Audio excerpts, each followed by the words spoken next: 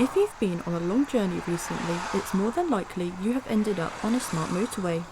Originally designed to help control the flow of traffic and ease congestion by removing the hard shoulder and converting them into an extra lane, and using technology to regulate the traffic with speed cameras and overhead gantries to direct the drivers. These may sound like a good idea at first, however there is a looming question above drivers' heads, which is, what do I do if I break down?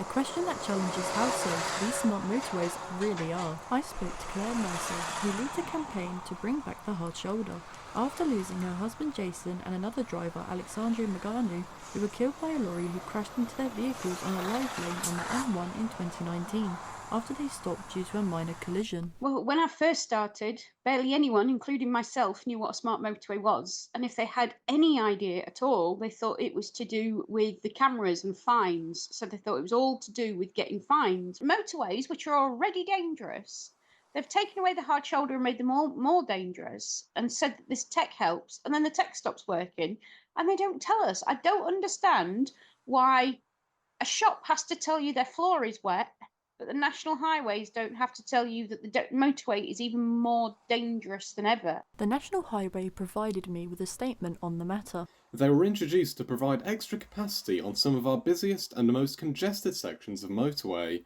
and the latest data shows that overall, in terms of serious or fatal casualties, smart motorways are our safest roads. I asked the residents of Winchester what they believe are the main issues surrounding smart motorways. I think they're very dangerous.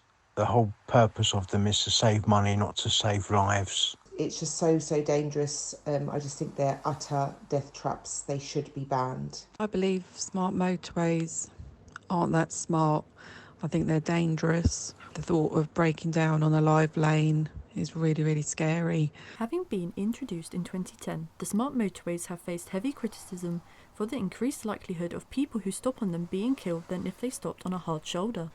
Tony Chick, the admin of the Facebook group Ban the Smart Motorway Now, had this to say.